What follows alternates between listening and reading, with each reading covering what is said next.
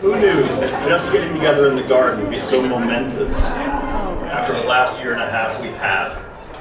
I feel so great that we are able to do this again. I see people's faces, we can shake hands, we can hug, we can be ourselves again. And I know that not everything is over. The world is still struggling with the pandemic, but at least I hope that we're beginning to see the beginning of the end, and we can get back to what we love doing, which is to be with each other, to enjoy each other's company, and to celebrate what we love here at the college.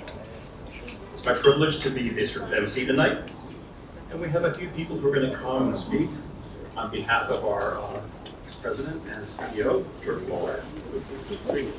And I think, George, you were the first person up, so if you can put that drink down for a minute and come up here, we'd love to have you speak.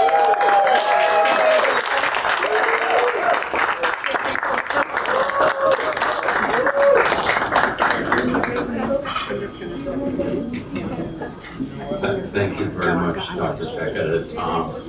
One of the things that will happen differently tonight is for the first time I can call people who I've known for 60 years by their first name. This will be a great thing.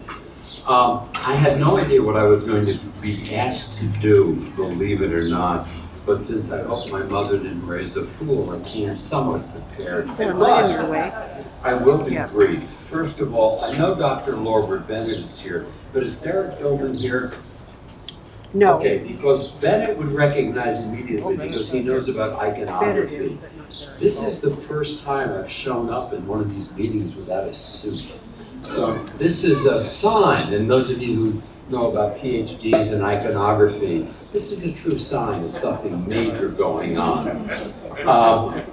I also want to tell you that today, if you were a literature major like I was, you know that today encapsulated 15 years.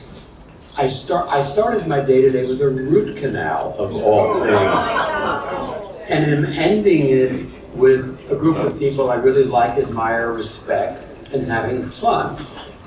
When I showed up here, it was like a root canal, and it's come along a long, long way. I want to start off, so I'm going to talk for about 5 minutes, I promise you can talk. I want to start by thanking 3 women. One of them is my obviously deceased mother. And the local joke, mainly between Bennett and me, has been my mother needs a large refrigerator door.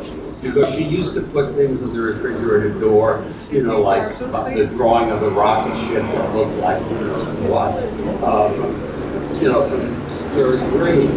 And recently, those of you who are here, it's terrific. I got a number of wonderful phone calls and emails from people telling me why they couldn't come and how they couldn't come and the truck that was going to hit them or whatever. And that was absolutely terrific. So obviously I want to thank my mother. I also want to thank Tina Williams, where are you?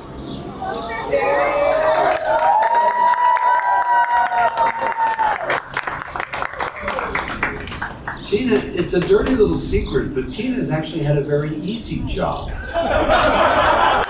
Because all she's had to say to me, and she even did it again today, is 2 expressions: be good, behave. That's all she ever said to me, every day, multiple times: be good, behave.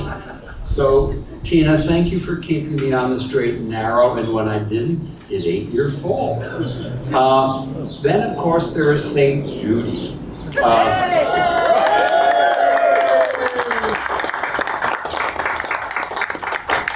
Which proves my point. There were several hundred fellows who took up a collection to have Judy get a mail order MD degree so she could take over my job. So she would have 2 doctorates, one of them a medical one.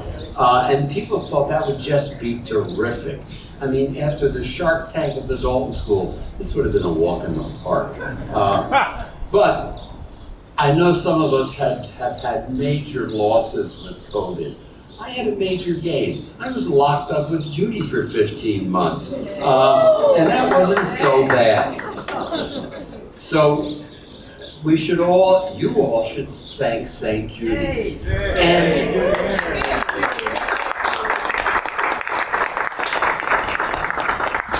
I also want to, talking about saints, where is St. Arthur Asbury? Right here. Okay. Here.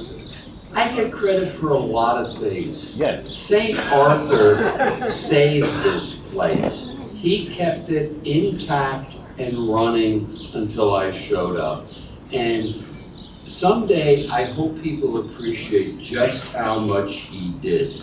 Now, he and I have very different styles. He told me that when he started, he developed a sleep disorder and lost 20 pounds. When I started, I developed a sleep disorder and gained 20 pounds. So, you know, there's a difference. Everything I really had to say seriously about the college is in the essay that I wrote, and some of you have actually let me know that you've read it. And I meant what was in there. I have gotten far more out of this than whatever you may think I've done. And I've had a lot of help. People give me ideas. I'm an equal opportunity theft. I may not credit people. I used to do that in my honors papers too in college, but you know, so what? But I do want to, before I end, I want to remind you, because we still are in COVID-19, this year we did a really good thing. Stanley Plotkin, Paul Offit, Tom Feckett and I wrote to the mayor and said, we didn't use this language, don't be a fool, don't hold the St. Patrick's Day parade.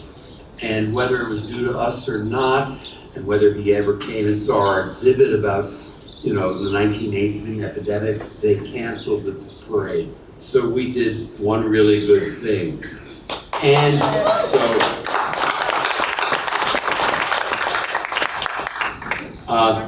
my next to last thing, 2 quotes from Camus. I was a French minor, sorry. This will be in English. On earth there are pestilences and there are victims, and it's up to us so far as possible not to join forces with the pestilences. That's Camus. And Joshua Lederberg said, in the struggle against new diseases, it's our wits versus their genes.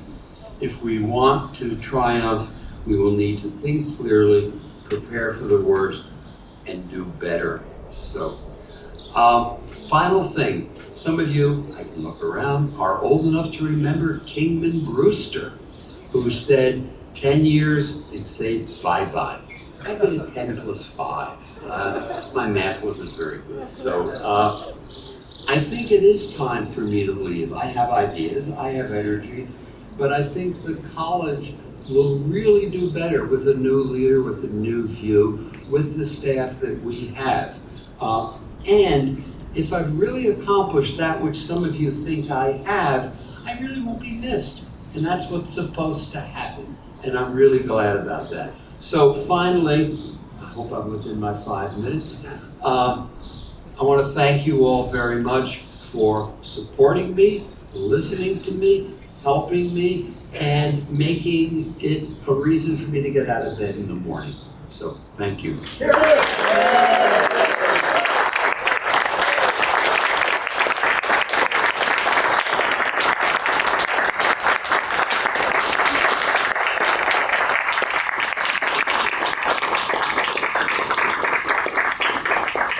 Thank you so much, George, and now you can see why George's Monday misses were always a class in classics, philosophy, and literature. So thank you, George. It's my great pleasure to introduce the next speaker. This is Dr. Lucy Work Adams-Knowles. Lucy is an amazing person. Those of us who've been lucky enough to work with her can attest to her incredible intellect, her energy, her thoughtfulness. And if you have a chance to chat with her, you'll find out all the incredible things she's done in her illustrious career. But in my opinion, the college is the best. So, Lucy, please come on up, and we'd love to hear from you.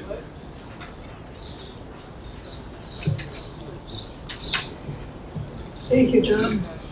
It's indeed an honor for me to participate in this farewell to George. And I'm sure that he's going to continue his association with the college, even though he's stepping down as chief. In 1787, 24 physicians in Philadelphia came together and decided to form an organization to advance the cause of medicine. Next year, they realized that in order to do that, they needed a library to collect the knowledge of the physicians in other parts of the world. This was the nucleus of our famous library of the College of Physicians, which is known worldwide. The college continued and slowly added fellows and those who were like mind to those of the founders. And when I came to Philadelphia in the late 50s, and then became involved in academic medicine, of course, I knew about the college. And I was fortunate to be sponsored as a fellow. My major involvement with the college was spending hours in the library. In those days, we didn't have computers. We had Index Medicus. And Index Medicus used to have a listing of all the papers that were being published here, there, and everywhere. And I did much of my early scholarly work in the quiet of the library. The library was fabulous. The other aspect of the college that I used when I first became a member about 50 plus years ago were the meetings of the specialty societies. So the Philadelphia Neurological Society would have their monthly meetings at the college. And other than that, there really wasn't too much going on at the college, of which I was aware anyway. And over the years, we had a succession of the CEOs, who I'm sure did a competent job. They maintained the dignity and the sedate atmosphere of the college. Some of them did a better job than others. But it really was a very quiet kind of place that really wasn't putting the College of Physicians on the map of the world. George's predecessor was Tom Langford. Tom was a close colleague of mine. He was a neurosurgeon at Penn, and he went into money matters, and then took over the college for a very short time. Sadly, he died after he was in charge for 2 years. He started to open up the college with a realization that we really should be part of the community. He started a program in Philadelphia medicine, but sadly he died. And then we had a hiatus during which Arthur Asbury maintained the status of the college and kept us all together. Then we had George. And George came with his enthusiasm and his vigor and his ideas of what to do with this fantastic institution. He brought with him Judy. And Judy with him is blessed asset and has stood at his side during these years. And during his 15-year tenure, George has done miracles with the college. He's put us on the map, not only in Philadelphia and the United States, but throughout the world. The vaccine program has spread to countries all over.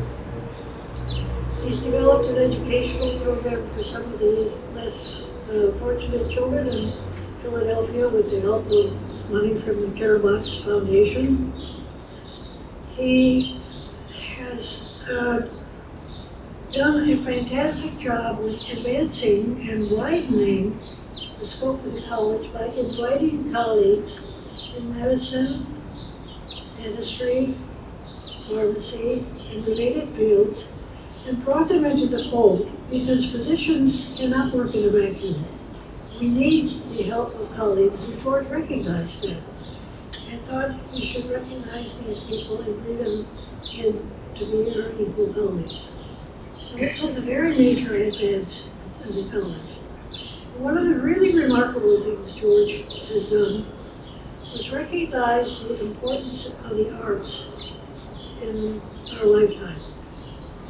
Albert Schweitzer said, one of the means of dealing with the miseries of life, there are two means of dealing with the miseries of life: music and cats. And I don't know too much about cats because I've never had one. But music, of course, has been very fundamental to my life And he has brought in the players from the Philadelphia Orchestra, and the concerts that he arranged were always sold out. There was always standing room, and he made us realize that in addition to being scientists and leaders in medicine, we're also human beings. And this aspect of our life was very important. His list of accomplishments, of course, would take hours to enumerate. So I'll only terminate by saying, George, you have been a fantastic, outstanding leader. We say bravo, and we salute you.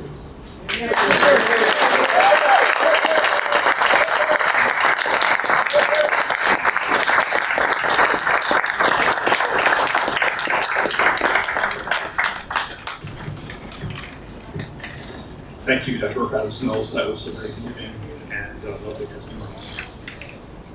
The next speaker, it's my great pleasure to introduce my mentor, my good friend, Bennett Lorber.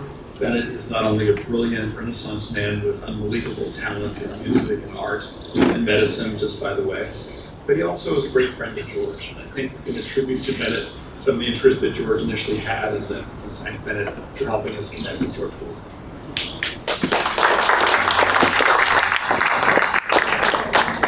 Thank you, Tom. George and I met in 1960. We met at Swarthmore College during what was known in those days as freshman orientation. The specific occasion of our meeting was a mixer. At the mixer, I spotted an attractive young woman, and after about 20 minutes, I got enough nerve together to ask her to dance. We were dancing, she was charming, I was happy, and then suddenly I heard this bass baritone voice say, "Excuse me, may I cut in?" And I turned, and there was George. He was tall, he was handsome, he was athletic looking, he was balding prematurely.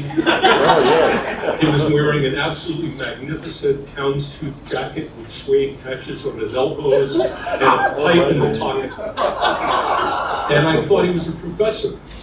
So I stepped aside, and 2 days later I found out that we were classmates, and I was less than happy. But I got over it, and we became friends, and George has been my best friend for 61 years.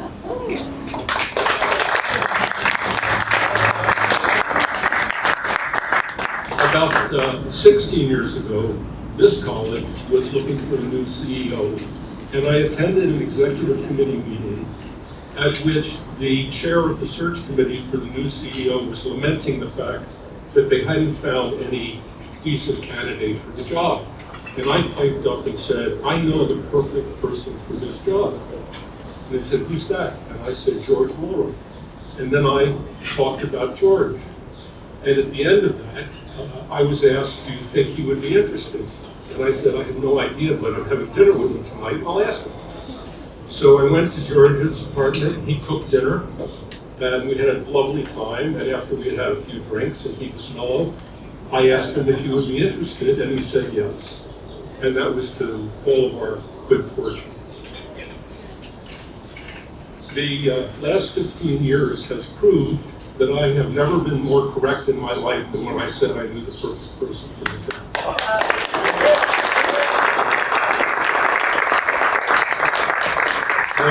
When George took over, he came to an institution that was historically important, but very much in danger of losing its relevance. And through his vision and his intelligence and his personal charm and his hard work and with Judy at his side, he transformed this place into the vibrant, vital institution, cultural institution that it now is. And George, we're all in your debt and we're grateful. So let me just say, I love you. Congratulations on a job exceedingly well done. Yay.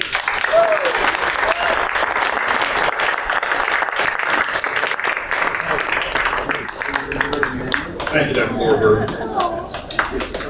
So it's my Judy, and my pleasure to round out the program with a few words. We look at our beautiful historic building standing behind us, this beautiful veranda we're sitting in now, enjoying food and drink. And this building, it's a building, 120 years old, put together by people who were optimists, who thought that we needed something grand, something meaningful, that would really bring people together and provide society a place to continue the work of the college for the work of public health and for history. And George came to this building, which was in rather dire shape at the time, and said, we need to spend money that you can't even see it, fixing the electricity and the roof and things that you just don't even want to spend money on. He made this place safe again. It's a long project, but George, thanks for that. He also assembled an amazing team. The staff at the college is really second to none. While some people predate Dr. Wohlreich, a lot of them came under his watch, and we have had the really good fortune of working with the most extraordinary people. And we learned in this last 15 months how resilient they were, how talented, and how much they went way beyond the call to create meaningful programs to keep us safe and to keep us relevant in the conversation. But I think perhaps the most significant thing that George did is his ability and his recognition that this is not a bunch of rocks and a few employees. This is a gateway. It's a gateway for people who may not be privileged, who may not have had a background that allows them to enjoy some of the fruits of our intellectual and professional labors. And so in concert with other people, he put together several major youth-facing educational programs. You heard about the Karabatz Junior Scholars Program. Mr. Karabatz unfortunately died this year of COVID complications. George was there side by side putting this together a decade ago. And over that time, literally 100 people or more came to the program, learned about all kinds of things, not just medicine and science, but about kind of working with other people, and they went off to college, some went to medical school. These are people who thought they didn't have a chance to experience that kind of life lesson, and they didn't think they'd have the future that they do have now. This program is really, I think, so foundational to what I perceive as the true deep meaning of the college, not just some specimens and some books, all of which are amazing. I'm not going to say that they're not, but it's the heart of the college that's really been expressed through the service we've provided and the joy we've had watching young people come through and develop and become even more incredible. And to that end, we thought, what would be the most fitting thing to do to honor Dr. Wohlreich? And I think all of us said, let's name the program that is the most instrumental in advancing the education and spirit of these young people, the George and Judy Wohlreich Scholars Program.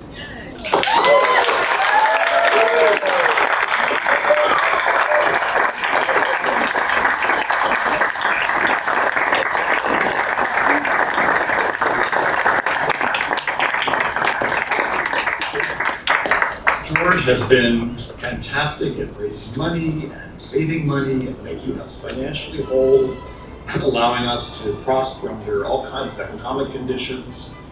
We've been able to engage people in raising funds sufficient to fund this program in perpetuity in memory of all the accomplishments that George and Judy provided to the college. So George and Judy, thank you so much.